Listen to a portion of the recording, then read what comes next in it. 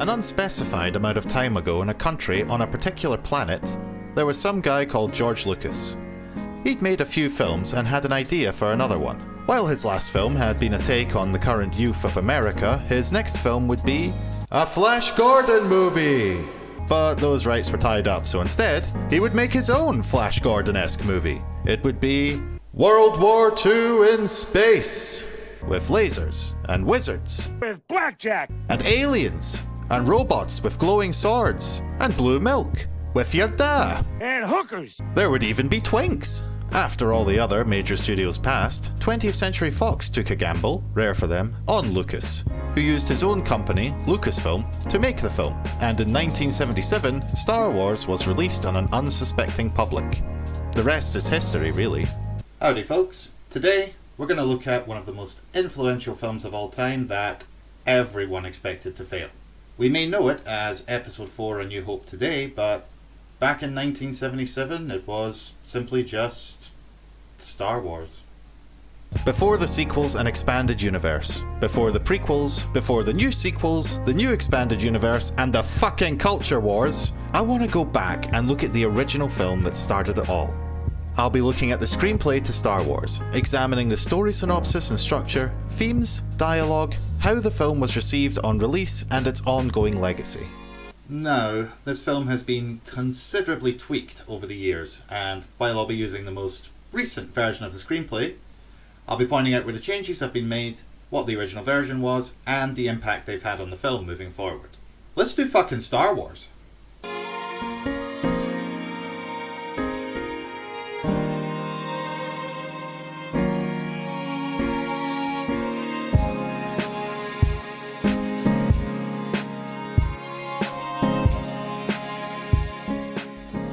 Star Wars opens with a small title card establishing where we are. Somewhere that's not here. And then, boom! We get the opening titles that scroll up, designed to look like one of the Flash Gordon serial openings from its initial run, and we already have our first change. Originally released as just Star Wars, the title screen was changed in 1981 after the release of The Empire Strikes Back to include Episode 4 A New Hope. John Williams even did some tweaking on the opening fanfare to make sure that everything lined up correctly. The text, written by Brian De Palma by the way, tells us we're in a galaxy gripped by a civil war. The Rebel Alliance versus the evil Galactic Empire. Think the Roman Empire and British Empire combined into one. The rebels have struck a victory by stealing the plans to the Empire's ultimate superweapon, the Death Star, which can destroy an entire planet if they want to. We are told that Princess Leia is on the run with the plans, and that could bring about a turning point in the war, and the Empire is in pursuit. And at this point, I realise I need to introduce the concept of a MacGuffin. A MacGuffin is a term originally coined by Alfred Hitchcock. It's a plot device, usually an object, but sometimes a character, that's being pursued and kickstarts the plot of a film. Here, that's pretty obvious, it's the Death Star plans. The Empire wants it for obvious reasons, and the rebels want it for equally obvious reasons.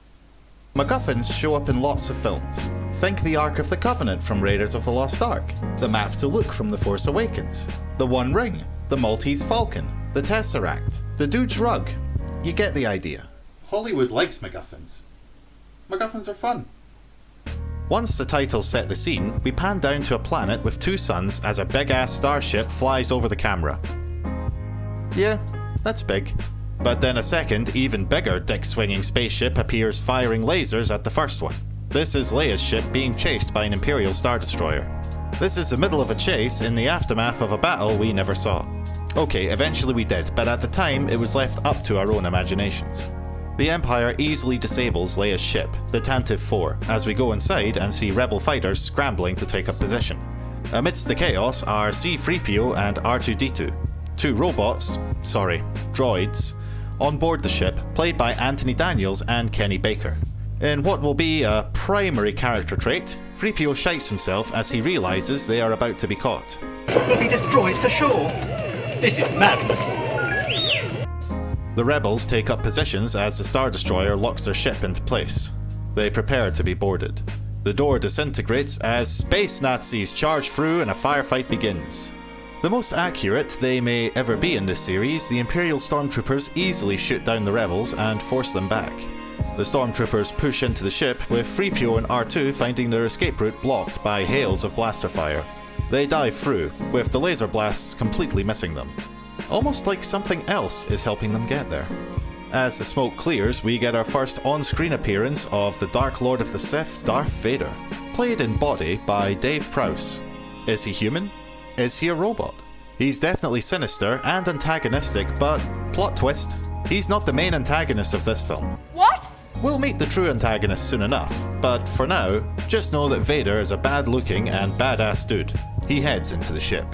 3PO has lost R2 and tries to catch up with him as Leia Organa hides in the shadows near the escape pods, played by Carrie Fisher. She inserts something into R2 and disappears back into the darkness as R2 leads a confused 3PO to the escape pods. Meanwhile, Vader is interrogating the ship's captain, Captain Antilles, revealing that he sounds a lot like James Earl Jones. Antilles plays dumb, causing Vader to crush his throat and continue his search. Stormtroopers catch up to Leia and stun her as R2 leads 3PO into an escape pod. Initially reluctant and giving R2 shit, he quickly agrees when some stray blaster fire comes their way. I'm going to regret this. In what might be the Empire's biggest mistake, they don't shoot the pod down as they can't register any life signs. R2 and 3PO fly down to the planet below. Leia is brought before Vader and gives him some sass for boarding her ship, saying she's going to tell the Senate on him. Vader isn't having any of that shit and tells her he knows the plans were beamed there. He also came within a baw hair of boarding their ship 20 minutes ago, but we'll ignore that for now. He orders her taken away as one of the officers tells him that she has a point about the Senate being pissed. Vader tells him not to worry and sets a cover story for the ship as another officer tells him about the escape pod. Putting two and two together better than his own men, Vader orders them down to the planet's surface. The first act begins with R2 and 3PO wandering around a desert wasteland of a planet known as Tatooine. 3PO laments his misfortunes while R2 tells him to STFU and focus on the mission. 3PO doesn't know what he's on about and tells him to GTFO, walking away. R2 tries to convince him to go, but he's not having it. 3PO wanders the desert, passing the skeleton of a greater crate dragon. Apparently, this is a juvenile. Despondent, he sees a vehicle approaching through the desert. Thinking nothing bad can possibly come of talking to strangers in a desert, he calls out. R2 makes his way through a rocky ravine, realizing that he's not alone as several eyes watch him from the darkness. Pressing on, something jumps out and immobilizes him. We see our first example of alien creatures in this galaxy as the Jawas, desert junk traders, capture R2 and load him onto their sandcrawler. On board, R2 wakes up and finds the place full of other droids. He also reunites with 3PO, who the Jawas have obviously already captured. 3PO is actually pleased to see him. Stormtroopers arrive on the planet and ride some CGI dewbacks. Originally, they were just kind of hazy in the background, but Lucas said, fuck that, I want to see some dewbacks. So now we have CGI dewbacks. We also get some new shots of stormtroopers investigating the life pod, where they find evidence of droids being on board. The Jawa's sandcrawler arrives at a homestead, ready to do business. Owen Lars approaches, followed by his nephew, Luke Skywalker, played by Mark Hamill, our protagonist and floundering farm boy. He was originally called Starkiller when Lucas was conceiving the film, but he went with Skywalker instead, and the name Starkiller never came up again. Oh wait, the Jawas line up the droids as Owen interviews 3PO. 3PO oversells himself, but Owen just wants a labourer who can speak Vaporator.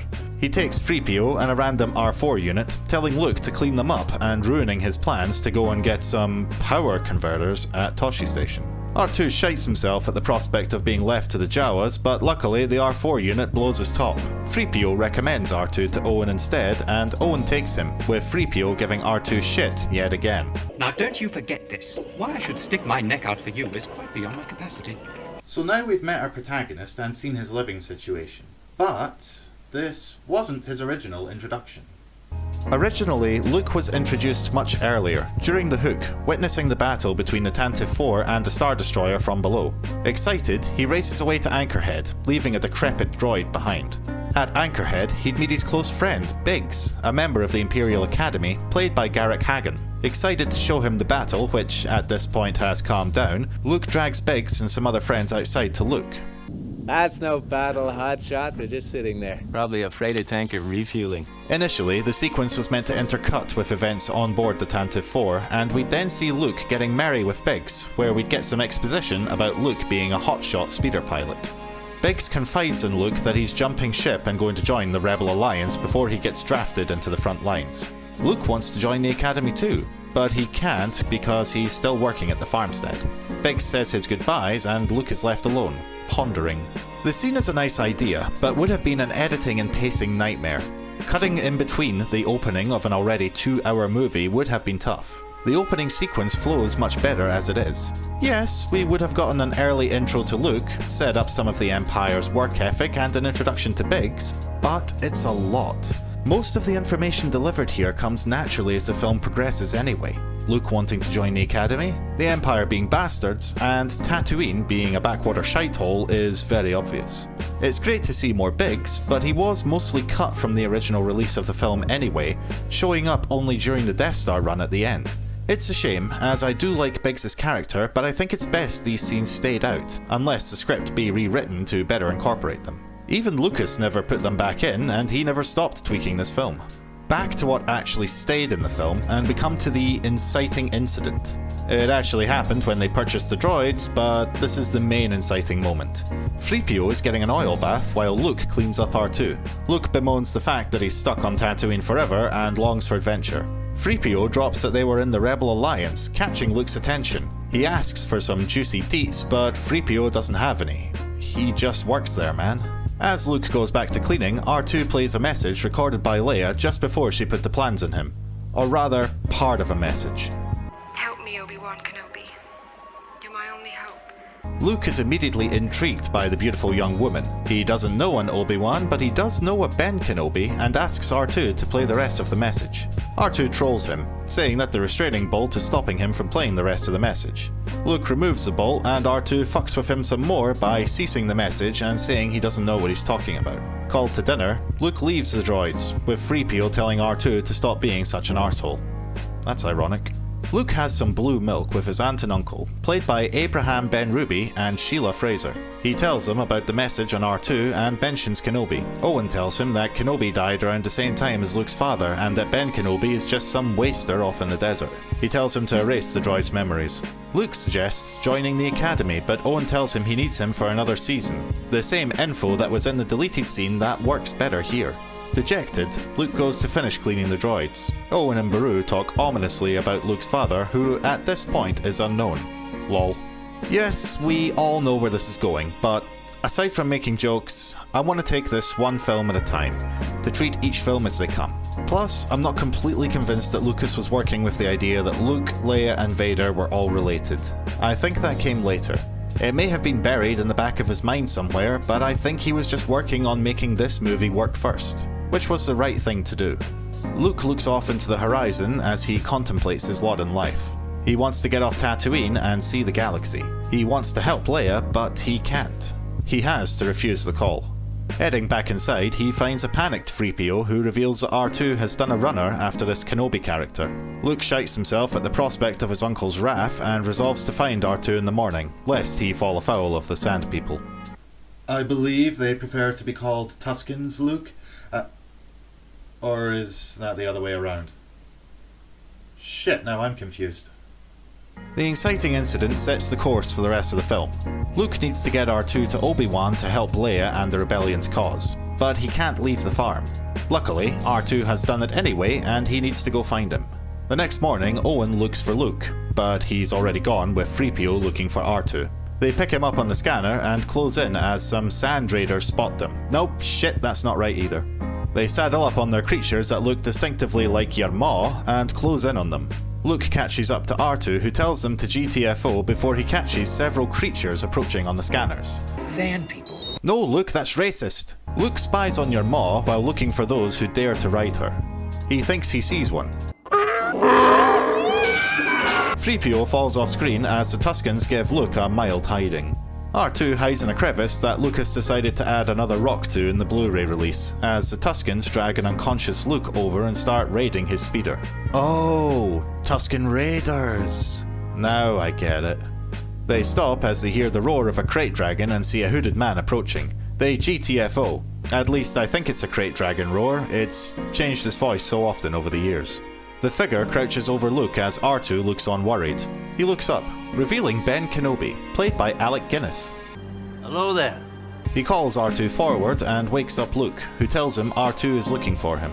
Kenobi plays dumb about ever having seen R2, lol what the fuck, and Luke says he's looking for Obi-Wan Kenobi. Ben reveals that Obi-Wan is him, but he's gone by the alias Ben since... So, before you were born. Actually, it was after he was born, as we see in the events of Revenge of the Sith, but I'm digressing. See what I mean about this shit not really being fought through yet? Ben takes Luke, R2, and an armless and melancholic 3PO back to his home before more Tusken Raiders arrive. The Sand People are easily startled, but they'll soon be back, and in greater numbers. Et tu, Obi-Wan? At his hut, Ben tells Luke that he and his father were Jedi Knights in some war called the Clone Wars, but his uncle kept him in the dark under the pretense of safety. He shows Luke his father's lightsaber. An elegant weapon for a more civilized age. The Jedi used to be the ultimate keepers of justice before the Empire came and wiped them all out. Luke asks what happened to his father. Ben hesitates before telling him that another Jedi, his student Vader, went rogue and killed him along with a lot of other Jedi, being seduced by the dark side of the Force.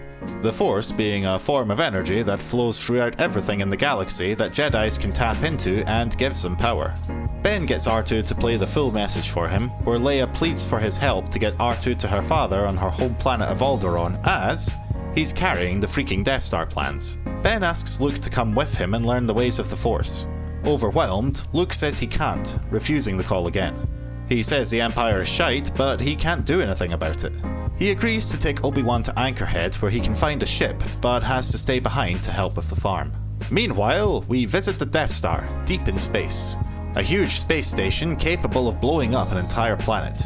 Inside, we see various generals and admirals squabbling over whether the rebellion having the plans is actually an issue, since the station is now the most powerful weapon in the galaxy.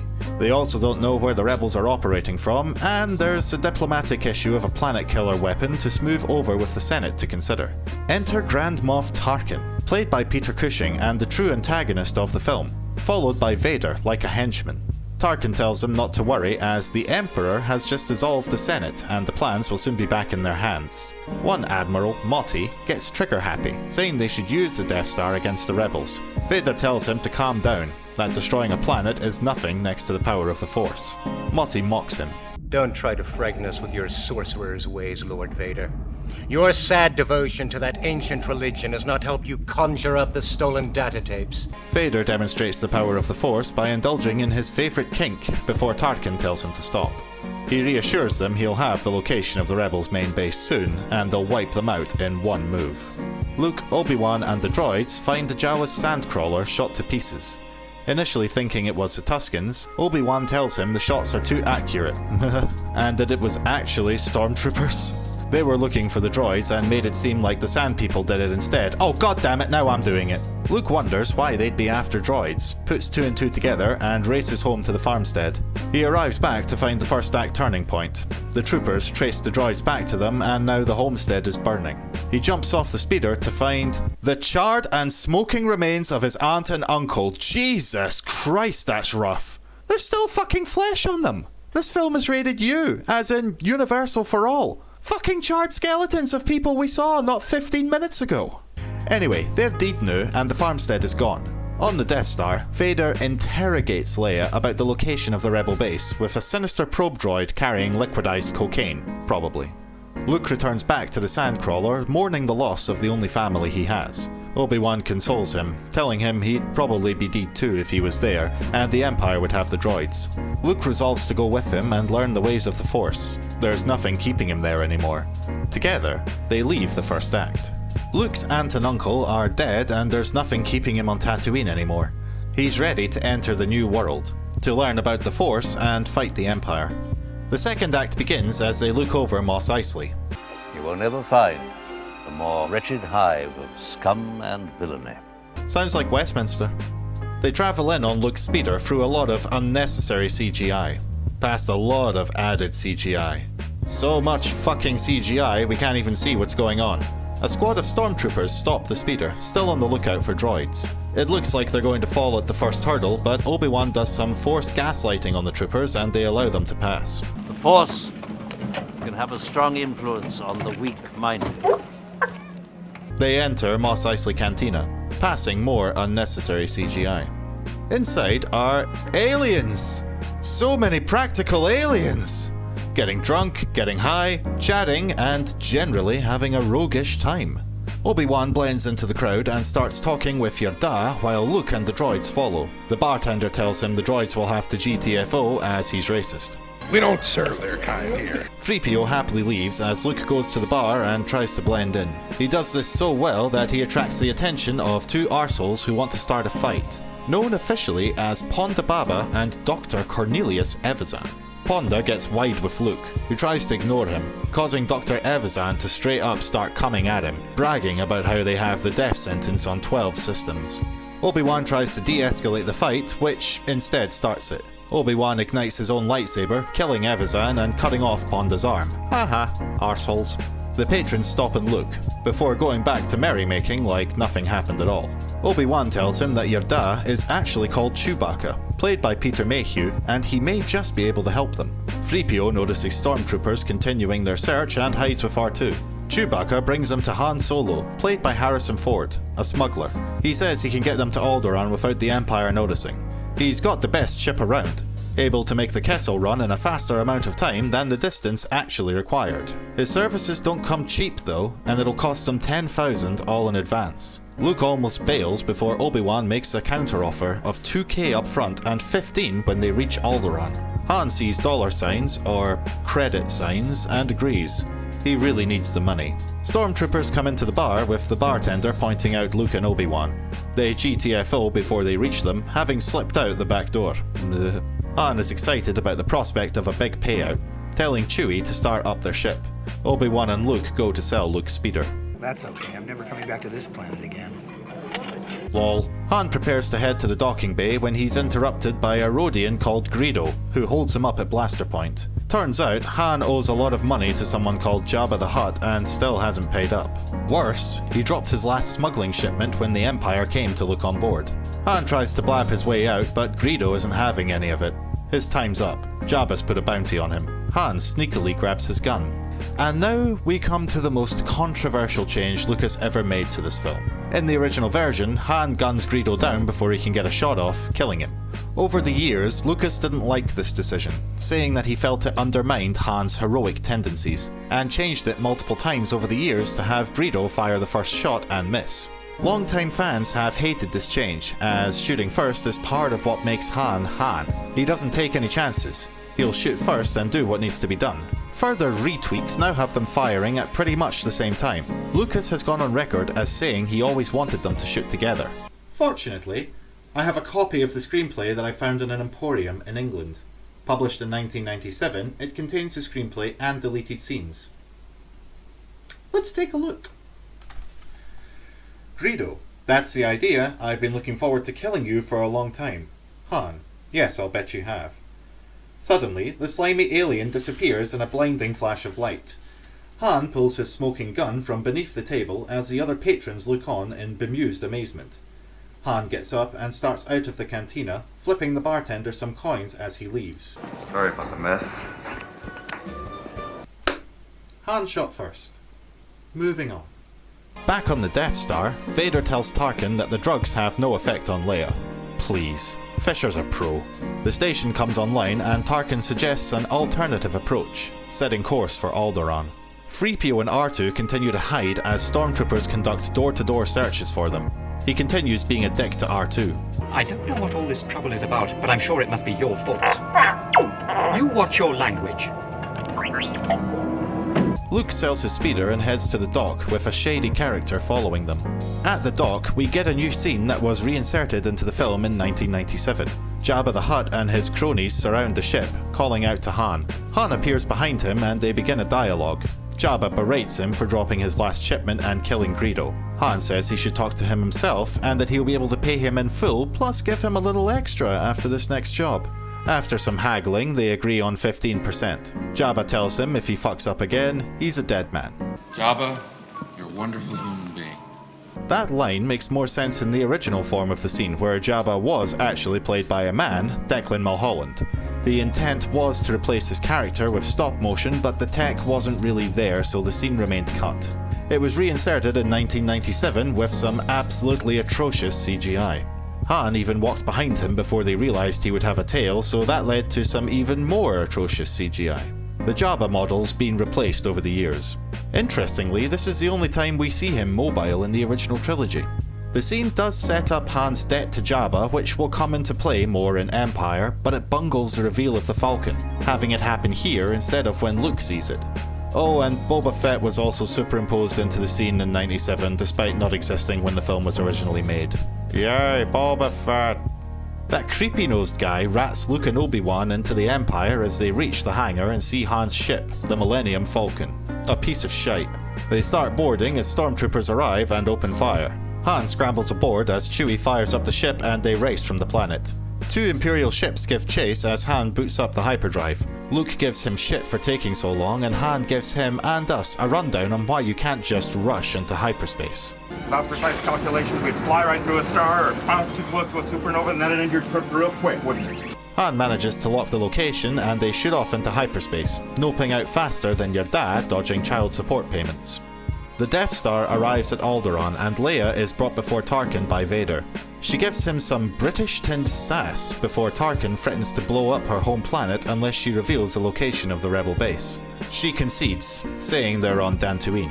Convinced, Tarkin orders the planet destroyed anyway for the lols, or maybe just to send a message. Leia can do nothing but watch as her family and entire planet are disintegrated. On the Falcon, Obi-Wan senses the destruction through the Force. As if millions of voices suddenly cried out in terror and were suddenly silenced.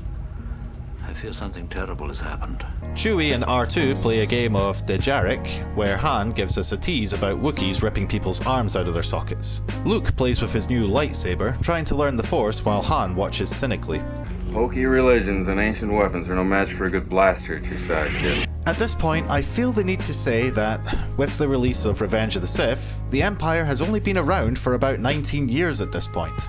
The time frame wasn't stated yet when this film was released, but the way Han and other characters talk about the Force and the Jedi, it feels like the Empire has been in control for a lot longer at this point, not less than 20 years.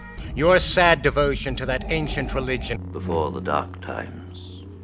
Before the Empire. Kid, I've flown from one side of this galaxy to the other. I've seen a lot of strange stuff, but I've never seen anything to make me believe there's one all-powerful force controlling everything. 20 years ago, the Jedi were all the rage, and now it's as if it's been centuries since they were wiped out like some ancient Forerunner race. You could chalk this up to the Imperial propaganda machine doing its job very well and expunging all knowledge of them, and ultimately it doesn't matter too much. But watching A New Hope on its own, you get the feeling that this has been going on for a hell of a lot longer. Anyway, Obi-Wan puts a helmet on Luke to blindfold him and heighten his other senses. Kinky. It also works. Han is still skeptical as they approach Alderaan. On the Death Star, Tarkin learns that Dantooine has been abandoned for some time and that Leia gave him false information. Pissed off, he orders her to be killed. The Falcon arrives at what should be Alderaan, only to find the remains floating in space. Trying to work out what the hell happened, they see a TIE fighter making its way back from the massacre. They chase it to stop it grassing them in, seeing that it's headed right to a small moon. That's no moon. It's a space station. It's too big to be a space station. Realizing the old gadge is right, Han tries to turn the ship around, but finds that the midpoint tractor beam has the ship in its grip. I have a very bad feeling about this. Panicking, they realize they're being dragged straight into the Death Star. Han wants to fight, but Obi-Wan suggests an alternative plan. The midpoint begins as the ship is dragged onto the Death Star. The bad guys are literally closing in, and instead of getting the plans to Leia's father, our heroes have instead brought them straight to the Empire. Yep, that's a crisis. Tarkin is informed of the ship, and Vader deduces that they must be connected to Leia, suggesting they keep her alive. Vader arrives in the hangar, where he's told that the crew have abandoned ship and the life pods are gone. Vader tells him to search it, sensing something. Luke and the others have hidden in Han's smuggling compartments. Taking stock, they realize they need to disable the tractor beam, which Obi-Wan agrees to do. Reluctant, Han agrees. Damn fool, I knew that you were gonna say that. Who's the more foolish, the fool or the fool who follows him? They overpower the scanning crew, and Luke and Han steal their armor, tricking their way up into the command office where they overpower the staff and lock the door. R2 jacks into the systems, revealing that if they disable one of the power stations for the tractor beam, they'll be able to GTFO. Luke wants to go with him, but Obi-Wan says he's going alone. Luke has another path to take. The Force will be with you. Always. He says his goodbye and sets off into the station. Han and Chewie throw some disrespect his way, triggering Luke before R2 tells him that Leia is on the ship too, scheduled for termination. Luke tries to convince Han to help save her, but he's not interested, until Luke reminds him that she's a princess and he'll most likely be well compensated for his efforts. That brings him around, and Luke, Han and Chewie head off after her. They sneak through the Death Star, using Chewie as a prisoner. I can't see a thing in this helmet. That actually explains a lot. Obi-Wan sneaks his way through the Death Star, spotting Vader, who stops, sensing him. Luke, Han and Chewie bluff their way into the detention block before turning the whole area into a shooting gallery. Han has a boring conversation with the command before giving up and shooting the console. Luke finds Leia, who gives him some sass before he reveals that he's there to rescue her. She's bemused until he mentions Ben Kenobi, and then she's interested. Vader tells Tarkin that Obi-Wan is indeed on the Death Star as they receive word of the attempt to rescue Leia. Vader leaves to face Kenobi alone. Leia's rescue takes a turn to the south as stormtroopers appear and corner them. 3PO tells them there's no way out as stormtroopers bang on the door. Oh no. Berating them, Leia takes matters into her own hands and shoots a way out for them down the garbage chute. She may be in distress, but she's no damsel. Hang on. A strong female character, smarter than the men, and doing the job better than they do? Is this woke? Oh fuck, not again! Oh, come on! No! Luke, Han, Leia and Chewie land in a garbage dump with no way out. Han nearly kills them all and they argue about how to get out. Amongst their bickering, they realise something else is with them. A Dianoga. It grabs Luke and Han and Leia try to save him while Chewie shouts himself. It looks like Luke is lost before he bursts back up from the water, saying that the creature let him go for some reason. It might be because the Empire has activated the trash compactor and now the walls are closing in. Stormtroopers breach the command office and one of the actors hits his head, which now has an added sound effect. They find 3PO and R2, who pretend to be normal workies who have been aggrieved and locked in a closet. They blab their way past the stormtroopers and R2 again hacks the system looking for Luke and the others, who are seconds away from death as Luke tries to contact 3PO. 3PO finally remembers the comlink and turns it on, hearing Luke's desperate screams to shut down the trash compactors. R2 obliges and saves their lives, even though 3PO thinks they're dead. Obi-Wan reaches one of the power stations for the tractor beam and disables it as stormtroopers pass by. Han does some macho shooting at alert systems while Leia gets increasingly frustrated with him. He throws some sexism her way and she asserts her dominance. I don't know who you are or where you came from, but from now on, you do as I tell you, okay? Han whines because a woman is telling him what to do. No reward is worth this. Obi-Wan uses the Force to distract the troopers and make his escape as Luke and the others catch sight of the Falcon. They make their way down and encounter more troopers. Han shoots first, causing them to flee, and he chases them, telling Luke and Leia to get back to the ship. Han runs, giving it the big un to the troopers before he runs into a shit ton more. Originally, there were fewer troopers, but Lucas added more because he wanted it to be funny, so now we have a full contingent in the hangar. Luke and Leia find themselves trapped on a bridge after Luke uses his farm boy knowledge and destroys the controls trying to lock the door. More troopers fire at them as Luke uses a grapple hook to get them across. Leia gives him a kiss for good luck, and we even get a Wilhelm scream. The separated group make their way back to the Falcon as Vader catches Obi-Wan. When I left you, I was but a learner. Now I am the master. Do you mean when you left him here? Or here? Anyway, they throw down, with the grace and elegance of two old men going at each other with pool cues down the local pub. Luke, Leia, Han and Chewie reunite finding the Falcon surrounded by troopers. Vader and Kenobi's square go draws their attention and they leave the ship unguarded.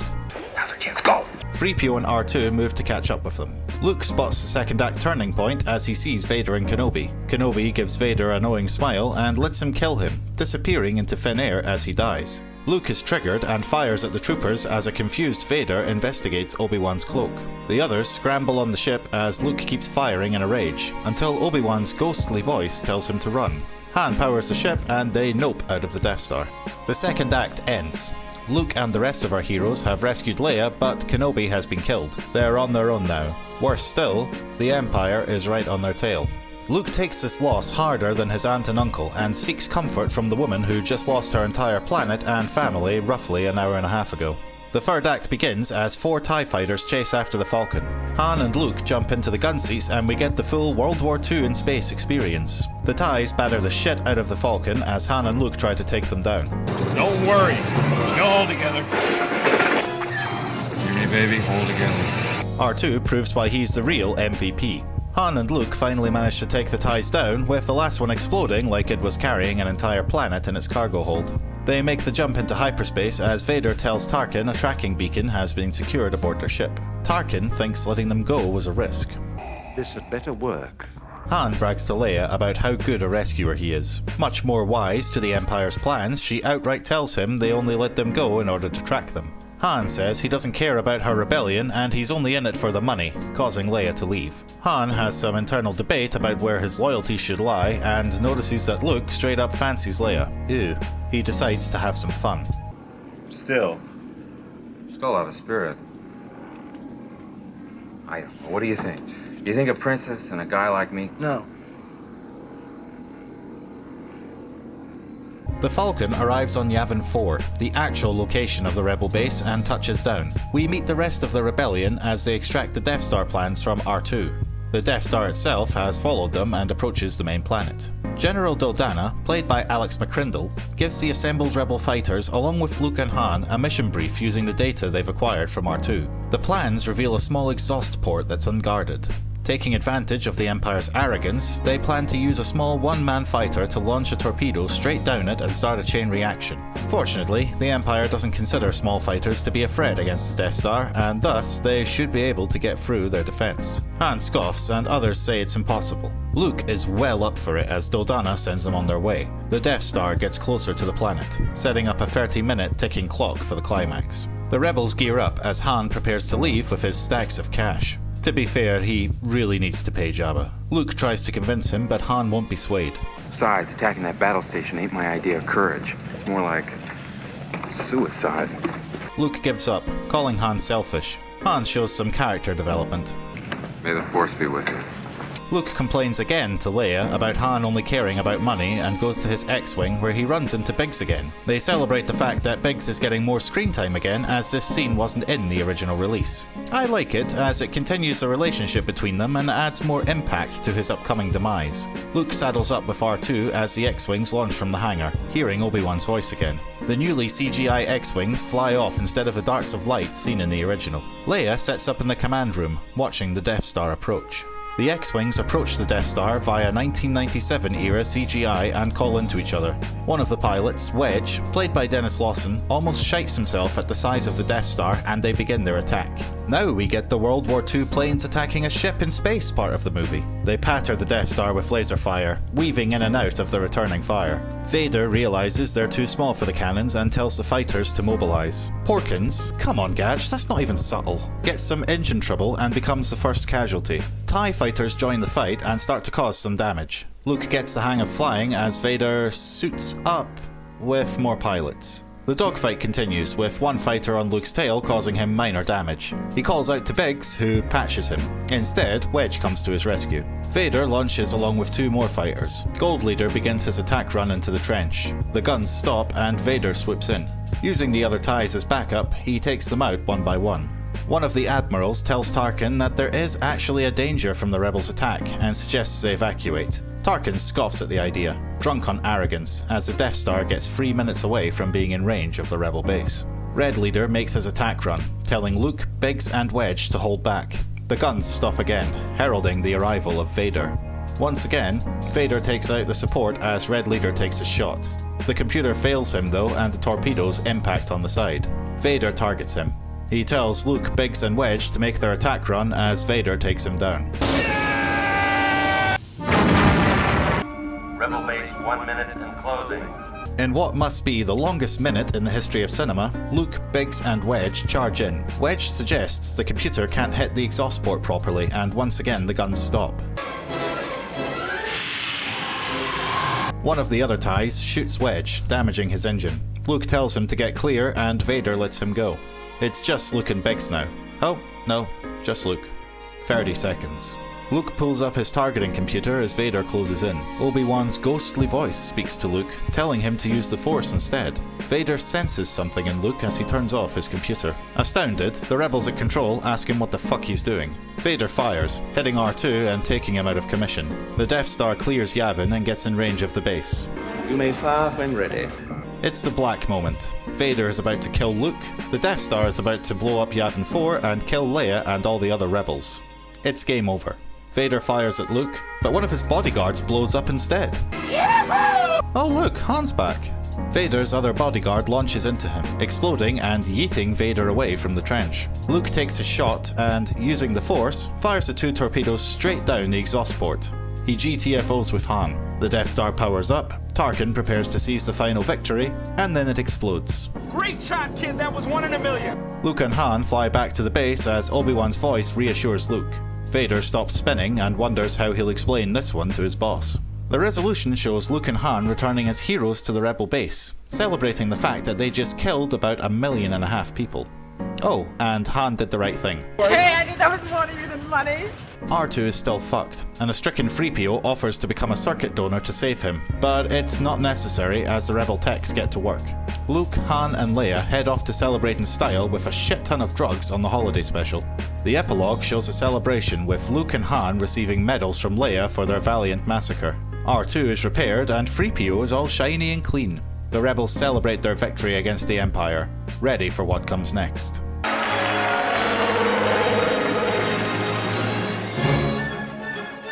Okay, so that's the synopsis and story structure to Star Wars A New Hope. The hook, the capture of Tantive 4 and Leia putting the plans in R2. The inciting incident, Luke seeing R2's message and realising Leia needs help. The first act turning point is the death of Owen and Beru and Luke agreeing to go with Obi-Wan. The midpoint, arrival at the remains of Alderaan and the Falcon captured aboard the Death Star. The second act turning point, Kenobi's death and the escape from the Death Star. And the climax, World War II in space. 3 acts, escalating tensions, and a shit ton of explosions. Now, let's take a look at the rest of it.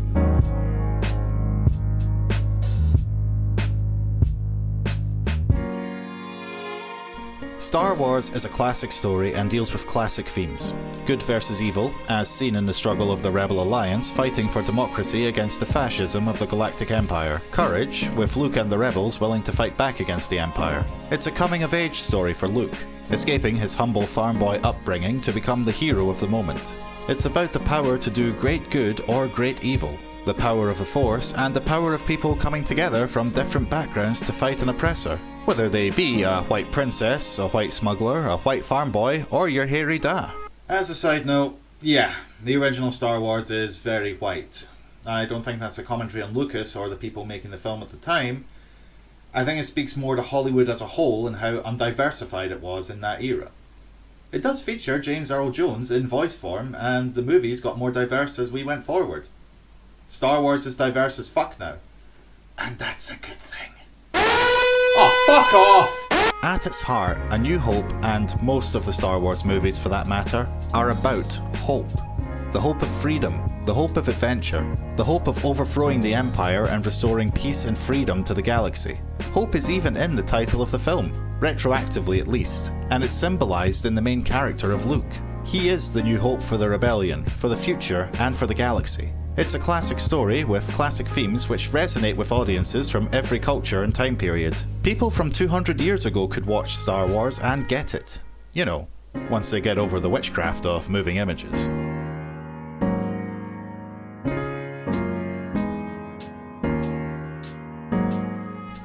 If you had to put a picture next to the hero archetype in a book or an article, it would be Luke Skywalker. The protagonist of A New Hope embodies every point on the list of the hero. He comes from a humble upbringing, enters the new world of the Force, aliens, the Empire, the Rebel Alliance, and becomes the rebel hero who destroys the Death Star. Although he lives in this universe, his living situation is so far remote from the rest of the galaxy that he might as well be from Earth. If there's a bright center to the universe, you're on the planet that it's farthest from. He's the voice and ears of the audience as Lucas gradually unfolds the galaxy of Star Wars to us. He's the one we go on the journey with. As Luke learns about the Force, so do we. We see the brutality of the Empire through his eyes and experience the hope and camaraderie of the rebellion with him. When we meet him, Luke wants to join the Imperial Academy on Tatooine. Not because he wants to join the Empire. It's not that I like the Empire, I hate it, but there's nothing I can do about it right now. He just wants adventure. He wants to be part of something bigger, encapsulated when he stares out at the twin suns of Tatooine longingly. That's what he wants, but what does he need? Obi-Wan actually says it. You must learn the ways of the Force, if you're to come with me to Alderaan. Luke needs to learn to be a Jedi like his father, lol. He needs to step up and help Leia. He needs to become the new hope for the Alliance. Sorry. He begins his arc in the film as a brash, immature young man, complaining to his uncle and afraid to tell him that R2 ran off. He spies on the Tusken Raiders when he shouldn't and gets the shite beaten out of him for it. When he learns his father was a Jedi, that drives him to learn the Force, and once the stormtroopers kill his aunt and uncle, Obi-Wan becomes a new surrogate father figure for him. By the time he reaches the cantina, he's been humbled. He tries to avoid attention, it's just unfortunate that the cantina is full of arseholes looking for a fight. Once on the Death Star, he wants to go with Obi-Wan, and is the one who convinces Han to rescue Leia. He reaches his lowest moment when he witnesses Kenobi's death, losing another father figure and his mentor. He suits up to fight in the assault on the Death Star. He listens to Kenobi's haunting voice by switching off the computer and relying on the Force to send the torpedoes down the exhaust port. And by the end, he's more mature, wise, and has gained the adventure that he wanted, as well as following in his father's footsteps and learning the Force. It just cost him the lives of his only known family, his new daddy, and his old friend. As they say, you can't learn the ways of the Force without losing all of your friends and family. That you know of. Han Solo is the outlaw, the rogue, a smuggler for hire. He's also desperate. He owes a ton of money to Jabba and tries to fleece Obi-Wan and Luke when they come to him for help. He shoots first. He's a bit of a bullshitter, but he comes through in the end, getting Luke and Obi-Wan to Alderaan. Sort of. He gets in over his head and isn't interested in rescuing Leia. It's the promise of money that changes his mind, and when he meets her, she drives him nuts. Either I'm gonna kill her or I'm beginning to like her! He's used to working with just him and Chewbacca, and he doesn't like her interfering or telling him what to do, which brings out his misogyny. And just to avoid any more female advice, we ought to be able to get out of here. Well, let's get moving. It's a misogyny that's part of his own immaturity and character arc as he starts to realise he can trust and rely on other people outside of himself and Chewie. His original introduction featured a canteen girl on his lap that he then told to scram. This was changed along the way to have it just be him and Chewie. He's still sexist to Leia, however, it's a negative character trait that he starts to shed as he matures and grows. Leia gives as good as she gets, firing right back at him and asserting dominance.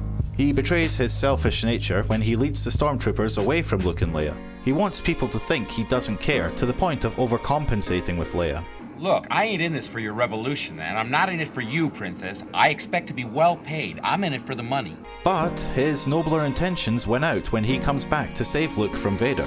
He proves that there's more to him than just money, although he really does need to pay Jabba, like right now. Obi-Wan is the mentor, the sage. He's the one who trains Luke, albeit limitedly, in the Force. He's beaten and broken, a warrior from an age-long past. Although his true reasons for hiding on Tatooine aren't explicitly stated, they come with later movies and revelations, you get the greater picture. Where better to hide from the Empire than in the arse end of the galaxy, especially if you're a wanted man? More motivations about his character and why he was there would come later in the original trilogy. When Luke shows up on his doorstep with R2, he knows his hiding days are over. It's time to get back in the fight, but he knows it'll be his last one. He's still cautious, only using his lightsaber once to save Luke and then to confront Vader. He knows he's not leaving the Death Star, as Vader is there and he knows he'll be looking for him. He knows he can't beat him, but he can give Luke and the others the chance to escape, and he does, summed up in the smile he gives Vader right before he cuts him down. This isn't the end of Kenobi's journey, as we all know, and he continues to offer advice to Luke in his ghostly form. R2 is the herald to the events of the film. He's the one who Leia puts the plans in and actively runs off looking for Kenobi in the first act, forcing Luke's hand. He plays Leia's message, which sets the plot and the stakes in motion. He also appears to be a bit of a wisecracker. Although we never understand what he says, we get the sense of it through his interactions with the other characters, namely 3PO, who he bickers endlessly with. He's also the MVP of the movie and arguably the entire franchise, saving our heroes from the trash compactor, delivering the plans, and going on to save the characters countless times in the following films. The Empire would have won without R2. He doesn't have an arc or need an arc, being part of a double act with 3PO, but he is still possibly one of the most important characters in the entire saga.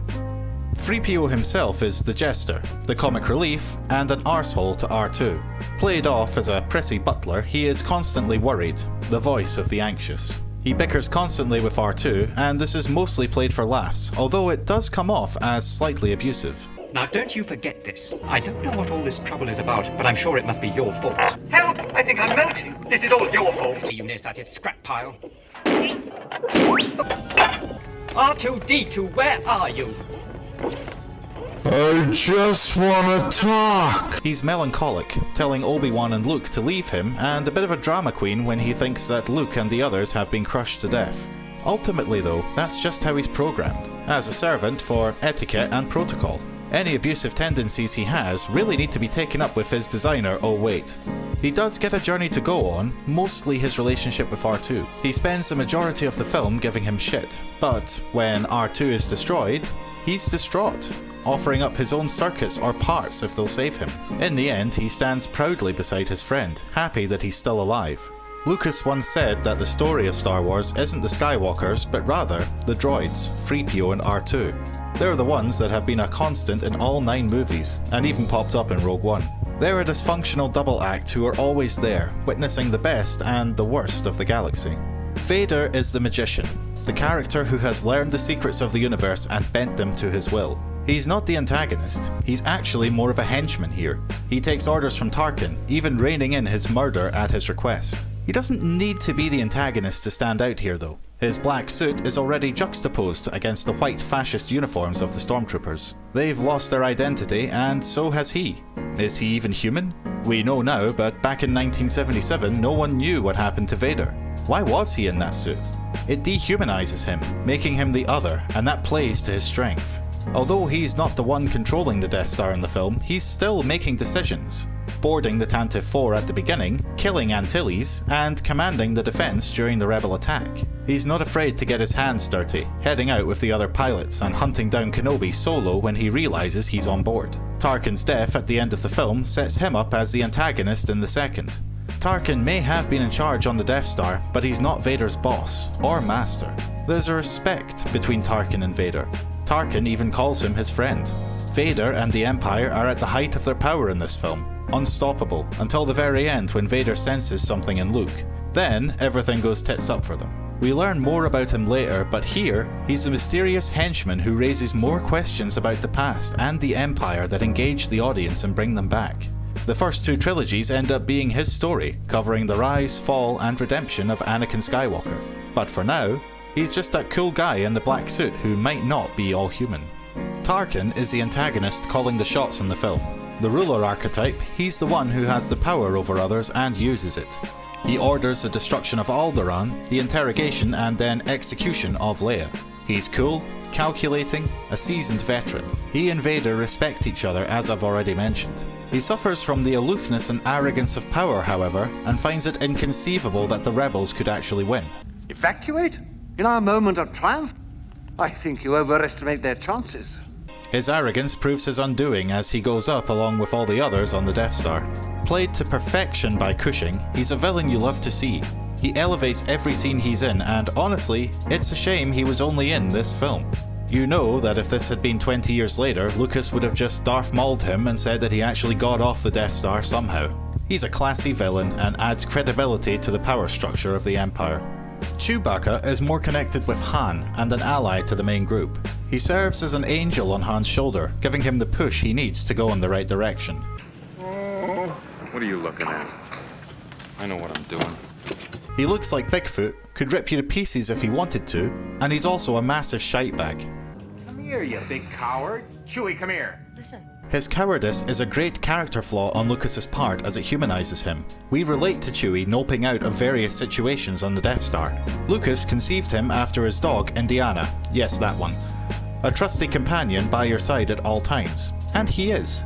Never one to back down from a fight, it's just the loud noises and things he can't see that you need to worry about. No one's perfect. Oh, and he got snubbed for a medal for over 40 years. Talk about overlooked. You've probably noticed that I haven't mentioned Leia yet. That's because, like Ellie Sattler in Jurassic Park, she doesn't have an arc to go on. She serves more as a device for Luke and Han's arcs, but she isn't just a poor, meek woman in need of rescuing. Governor Tarkin, I should have expected to find you holding Vader's leash. I recognized your foul stench when I was brought on board. She's already where she needs to be. She's already doing everything she can to fight the Empire. She's a strong, independent woman who gives shit to her captors and even takes her own escape into her own hands when Luke and Han balls it up.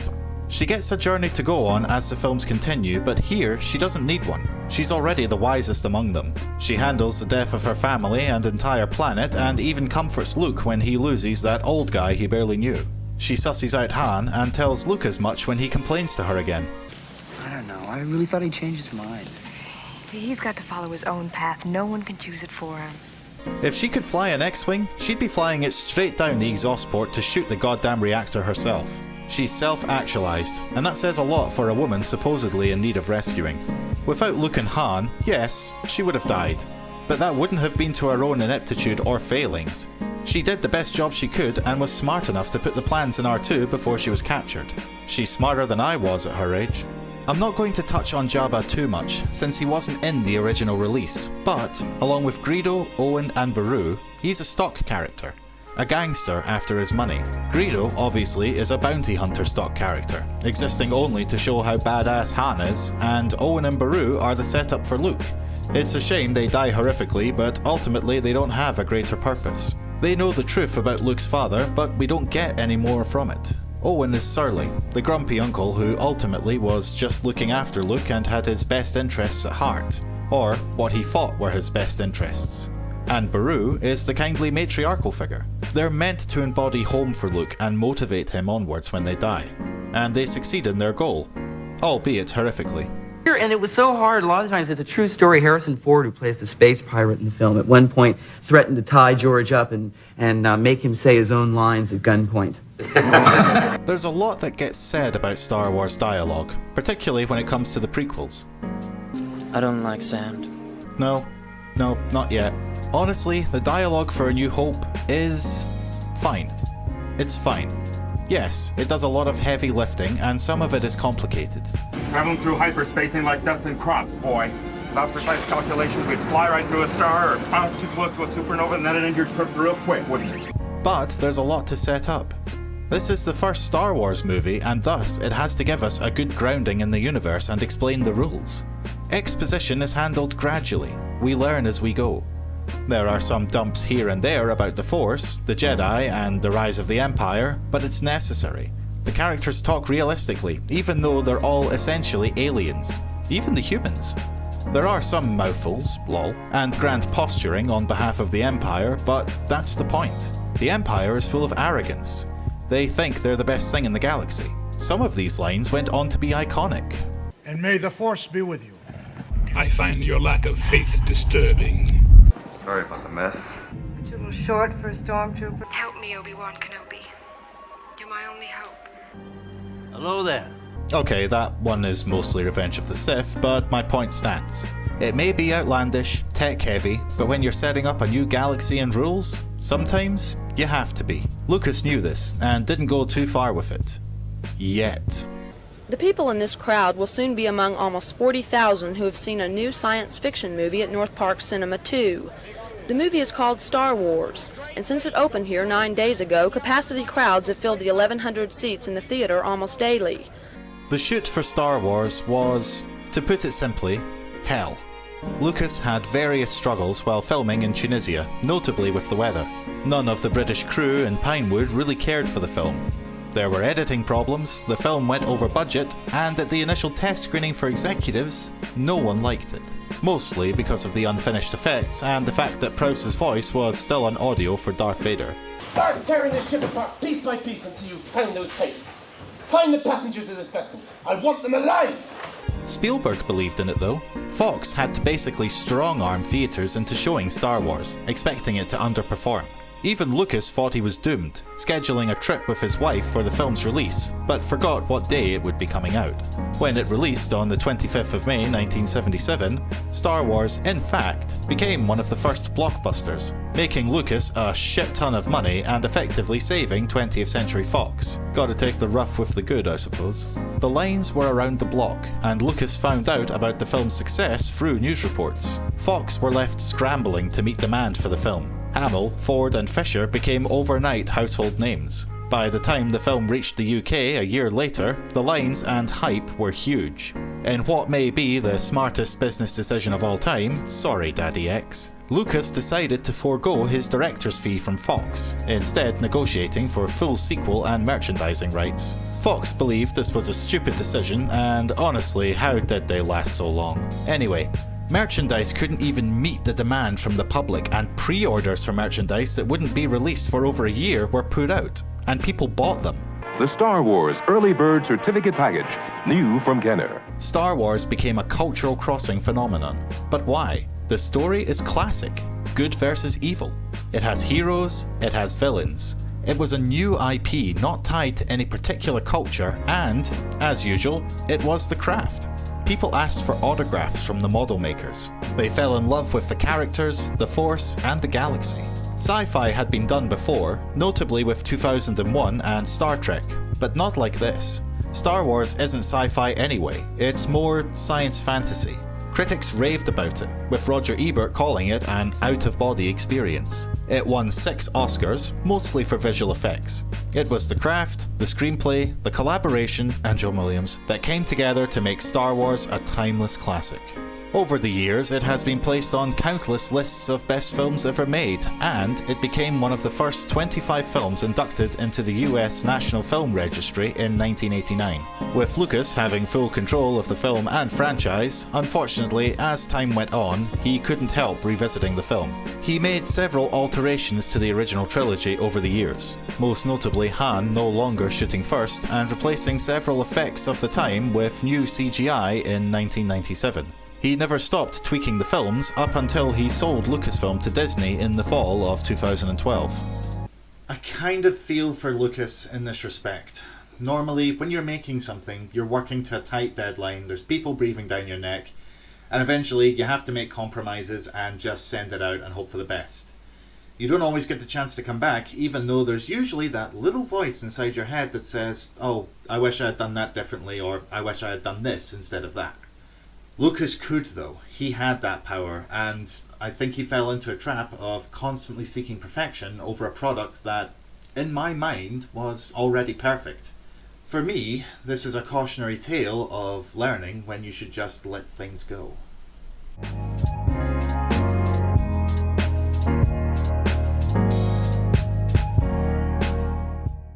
I was a bit late to the Star Wars party, being around 9 or 10 when I saw the original. I already knew quite a bit about it just by living on the planet. I already knew about Vader being Luke's father and Leia being his sister. When I first saw it, my mother and stepfather rented it for me in VHS and the tape hadn't been properly rewound. The first thing I saw was 3PO and R2 bickering at each other as they climbed into the escape pods, and I howled with laughter. 2 robots bickering at each other comedically like humans? Sign me up! I didn't really take in much from it. My deeper understanding of Star Wars came after the release of The Phantom Menace, when I dived back into the other movies, the comics, the novelizations, and everything. Star Wars is great though, there's no getting around that. Yes, it does feel a little slow in places in comparison to its sequels, and we do spend a lot of time on Tatooine, but it works. It works to set up the galaxy and the plight of our heroes for the movies to come. As a kid, I loved the CGI inserts into the film. As an adult, I see why they were never necessary, as the material still holds up. It's not my favourite Star Wars, I'll save that for another video, but that's not a slight against this film. That's like saying margarita isn't your favourite pizza. When it's pizza, it's still amazing. I just want to be honest. My favourite pizza is pepperoni. Objectively, Star Wars is an incredibly well-made film that no one thought would succeed and that launched an entire cinematic universe and multimedia franchise that is still going strong today. No matter what you think of it, subjectively, it's fucking Star Wars! I'd give Star Wars 5 stars out of 5, with a charred remains of your aunt and uncle sign of approval. Seriously, what the fuck? So that's my screenplay analysis and review of Star Wars Episode 4 A New Hope. If you live in most of the planet, you can watch A New Hope on Disney+. If you don't, you can rent it, or you can always just buy it. Yeah, do that one. Streaming services are cutting so much content these days. Yeah, they're never likely to cut Star Wars, but it's better security for yourself, and you can watch the film whenever you want, usually in a higher quality than you will get via streaming. Thanks for sticking with me, even though this video was a little bit late. I work full-time and make these videos around my work and life. If you want to see a faster upload schedule, like and subscribe to the channel so I can start getting paid for this shit. If there's anything you think I missed, or you just want to talk about, put it in the comment section down below. As always, thank you for watching. I've been Stumo, and until next time, may the Force live long and prosper with you, always. Maybe. I don't know. I'm not a fucking nerd.